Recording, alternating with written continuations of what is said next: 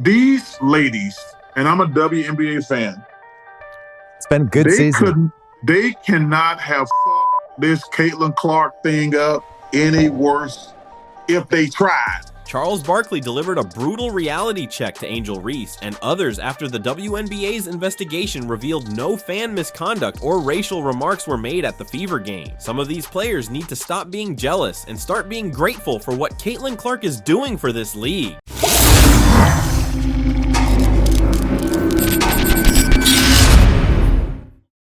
Barkley said. Now you might be wondering, why is he defending her so fiercely? And why are players attacking Caitlin Clark when she's lifting up the entire league? Let's break down this mess and Barkley's fiery response.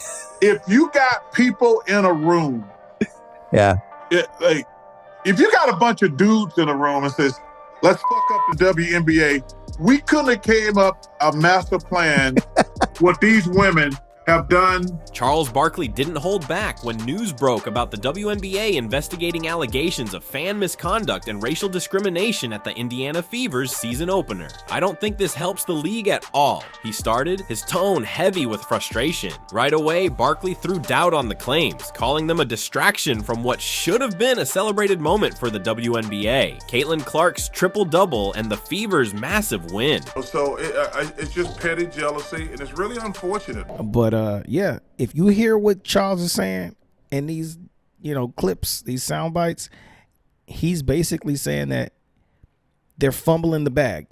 I think what is good for the league is competition. You don't want to be all buddy, and I think that's where Charles Barkley's coming from. Everybody is too buddy in this league, and it's a new league, so why not create some competition, create some good sportsmanship. The thing that's really bad right now, we're not even talking about basketball. that's the problem that I have with the whole thing. To Barkley, these accusations were nothing more than unnecessary noise, detracting from the league's growth, and he made it clear where he stood. The investigation, announced shortly after the Fever crushed the Chicago Sky 93-58, aimed to address accusations that Indiana fans had used discriminatory language directed at Angel Reese. On paper, it sounded like a serious issue, but Barkley wasn't buying it. Where's the proof? You've got a phenomenal start to the season, and this is what we're focusing on?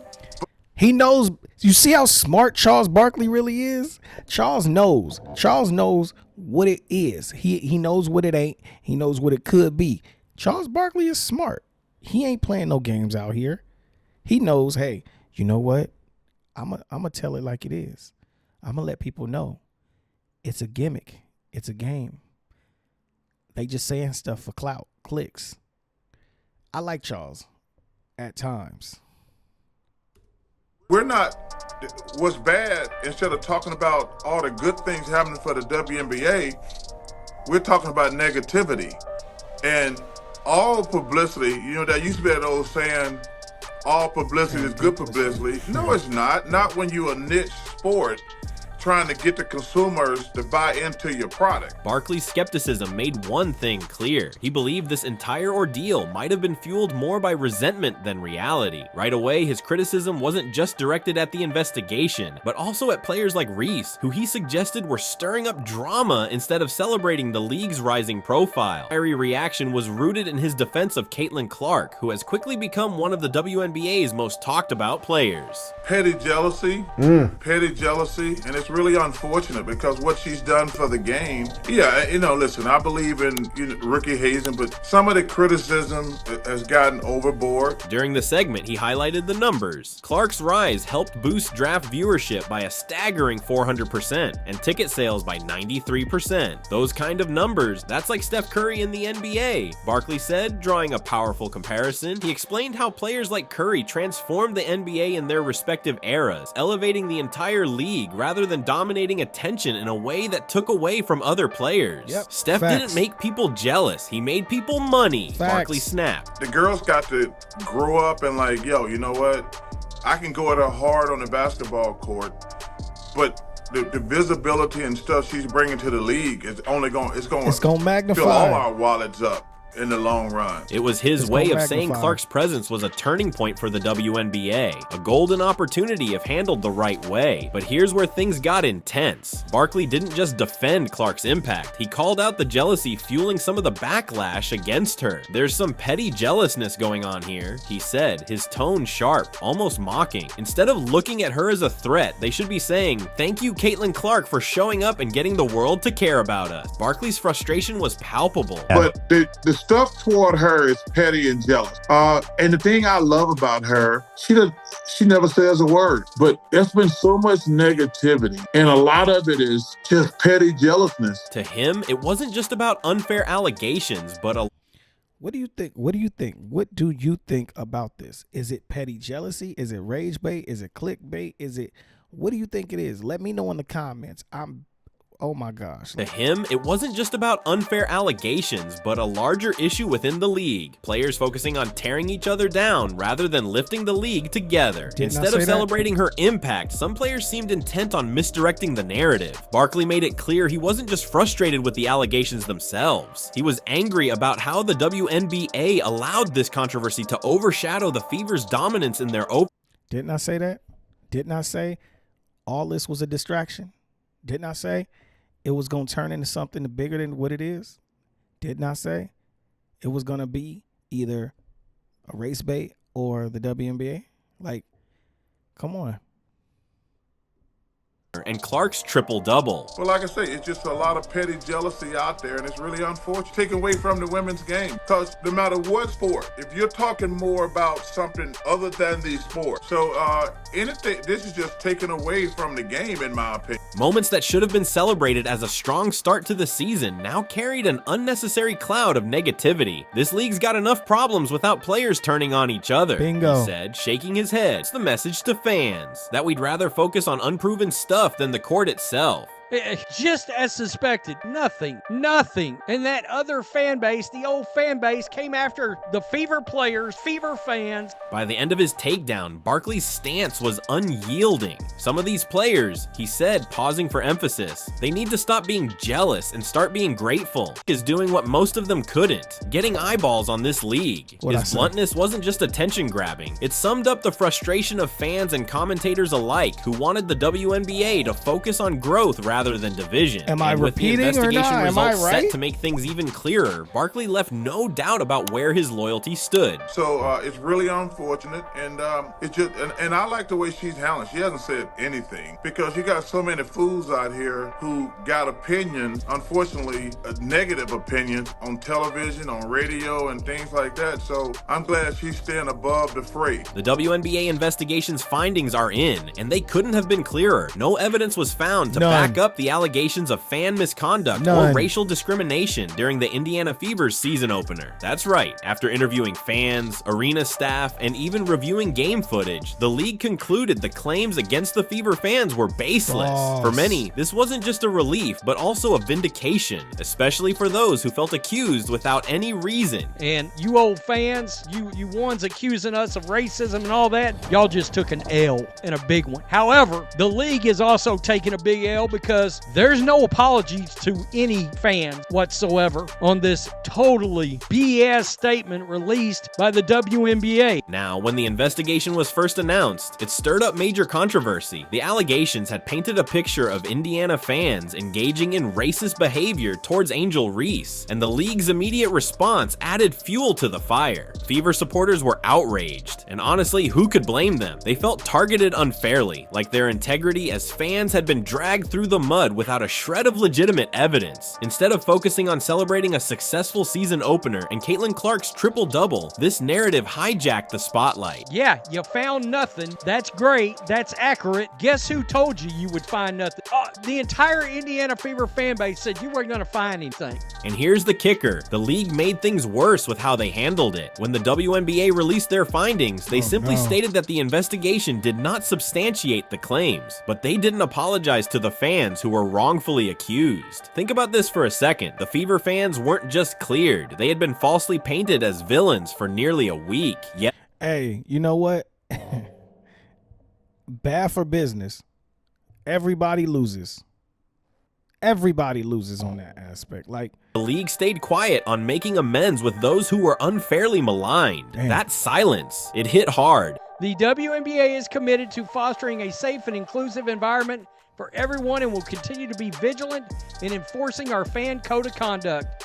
Where is the apology to your fans? Things didn't stop there. The lack of an apology and the way the WNBA failed to address the damage made plenty of fans question the league's priorities. Fever supporters felt alienated, and some even hinted at boycotts outside of Indiana games. See? I told y'all. The accusations and the controversy around them created a divide at a time when the league was supposed to be uniting behind the excitement of a new season. But this league that has never turned a profit decided to accuse their own fans of racism. Indiana Fever, as an organization, you're culpable here too. I mean, you are. Oh, and Charles Barkley wasn't about to let this slide either. He was sharp in his criticism before the results even came out. And when the findings backed up what he'd suspected all along, he didn't hold back. You let baseless claims dominate the headlines, he said, pointing out how the league failed to control the narrative and protect its fans. I have a suspicion that outside of Indiana Fever game, there may be a boycott of every other game in your league. Of course, judging by the ratings, sometimes it looks like there already is a natural one. For Barkley, this wasn't just about the feverish nature of sports scandals. It was about accountability and focus. Bingo. You've got an emerging superstar like Caitlin Clark turning this league into a must-watch, and somehow this is what you're making the story about? He asked, clearly frustrated by how the controversy had overshadowed all the good happening on the court. Sir Charles. I don't know what it is with the old fandom. I don't know what it is about fans of other teams, but man, they didn't want regular sports fans to enter their arena. We're here. And we don't take things like this lying down. We don't stay quiet. The criticism hit on the broader issue too. How does the WNBA intend to grow its brand when moments like this distract from the real stories? Instead of keeping the focus on Clark's electric performance or Indiana's dominant 93-58 win, fans were left arguing over baseless accusations and accusations. I told y'all. That's what it's going to come down to. He said, she said, or, you know, what this team said versus what this team said versus what this fan said versus what the organization said. Man, don't let it crumble. Storm that never should have existed. I mean, they can't handle criticism. Again, a statement was made about hostile environment. Visiting arenas are hostile environments, and they have always known to be so. The misstep was in how the league allowed jealousy or divisiveness to fester at a time when their collective attention should have been on capitalizing on the buzz Clark brought to the sport. But here's where the moment flipped. The investigation's conclusion didn't just clear Indiana fans, it totally backed up what Barkley had been saying from the jump. Never forget, this BS investigation led to thousands of people spewing hate speech towards Indiana Fever players. His skepticism, his push to unite behind Clark, his disdain for unnecessary controversy, it was all validated when the league's findings were finally made public. Barkley's call for players to focus on opportunity instead of rivalry felt even sharper now. And if anything, this entire debacle underscored his argument. Stop tearing each other down when the league is finally heating up. Woo! I mean, let's keep it real. Hey, Shirts all. Hey, what do you say? And all that. Me bought a league pass.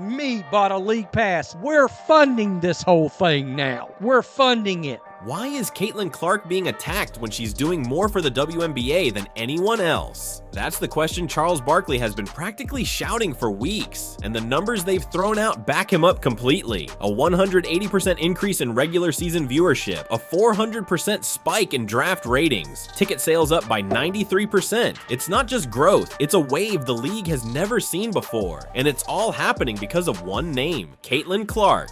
You know, a lot of people say that Caitlin Clark moves the needle. That is wrong. She is the needle. She dictates. We all know what she's done on the floor. It's history, right? But off the floor, my goodness. But here's the truth Barkley keeps hammering. This kind of buzz isn't guaranteed. For years, the WNBA has dealt with complaints about low ratings, lack of media coverage, and slow ticket sales. Then Caitlin Clark shows up, and suddenly you've got sports channels talking about the league every single day. People who hardly watch the WNBA game are buying tickets, merch, and even posting highlight reels of Clark Clark's court moves. Sheesh. She's not just a great player. Barkley said flat out, she's a superstar doing what nobody else could. That's where the tension is coming from. She and the Indiana Fever accounted for 45% of all the broadcast value of the WNBA last season. She accounted also for helping drive the numbers of merchandising up 500%. Of course, her jersey was #1. It doesn't sit well with everyone though. Some WNBA players have worked their entire careers trying to put the league on the map, and now they're watching headlines focus on a sophomore. Barkley isn't ignoring their frustration. He gets it. He knows how much effort it takes to climb to the top in professional sports. But for him, the jealousy, it's a distraction. This isn't about you being pushed aside, he explained. It's about Clark making everyone look better. This girl is incredible. What she did in college for women's basketball, what she's doing in the WNBA. She turned the Fever were 1-8. They have a winning record now. But the number of attention, eyeballs she's brought to college and the pros, and for these women to have this petty jealousness, you say to yourself, damn, what is going on here? He broke it down even further when Steph Curry completely changed the way the NBA looked at the three-point shot. Other players didn't hate him for being the face of it. Instead, their teams benefited from the higher ratings, bigger contracts, and growing fan bases. See, that's what happens. When one person eats, everybody eats. When one person eats, everybody eats. Come on. She's not that greedy of a person. Come on. She knows what she's doing. Steph Curry made the NBA more exciting, and now Caitlin Clark is doing the same thing for the WNBA. Barkley said, calling her a transformative force the league can't afford to overlook. Before the 2023 season, the WNBA had grown by 40% viewership from 2022 to 2023. But with Caitlin Clark's arrival, it's grown by 400% viewership. What that means is if the WNBA were continue to grow at the rate it grew from 22 to 23, it would take until 2028 to do what Caitlin Clark did this year. And he's not wrong. Clark's presence is opening doors across the board. Sponsors who weren't paying attention to the WNBA before are now lining up to get involved. Media outlets that barely covered women's basketball are putting her front and center. Even casual fans, people who don't follow basketball deeply, are learning her name. This is going to be history. It's like what I told her, that's pretty epic that we get to watch her, because not a lot of games here in Dallas with somebody that big of a star. This is exactly the kind of moment leagues dream of because, as Barkley pointed out, it's not just one player who benefits, it's everyone. More eyes on Caitlin Clark means more eyes on the WNBA, period. He said, that's an opportunity to grow salaries, boost TV contracts, and maybe even shift how women's sports are perceived in the long run. Ticket sales grew in 2023 by 16% from 2022. Ticket sales have grown by 93% in 2024. What that means is without Caitlin Clark, the WNBA would have taken till 2029 or 2030 to get to where Caitlin Clark has gotten them today. But Barkley didn't stop there. He specifically addressed the negativity swirling within the league, and he called it what it was, self-sabotage. Right now, these players should be rallying behind her, he said. Caitlin Clark is giving them the spotlight they've wanted for years. Instead of tearing her down, they should be asking how they can share it. Viewership. Regular season viewership, it grew by 20% in 2023. It's grown by 180% now, which means it would take another 5 or 6 years to do what Caitlin Clark has done. So between draft day viewership, which is up 400% to 40%, between ticket sales, which is up 93% to 16%, between regular game viewership, which is up 180% to 20%, what Caitlin Clark has done is grown the WNBA exponentially. She did in 5 weeks what would have taken 5 years. Barkley's point wasn't just emotional, it was strategic. He knows how fleeting momentum can be in sports. If players and the WNBA focus too much on their internal rivalries, they risk squandering a moment of unprecedented growth. Now, the big question is whether the league will capitalize on this energy or let the drama hold them back. Did I not say that? Did I not just say that? Is it going to be drama or you going to get the bag? Is it going to be drama or you going to get the bag?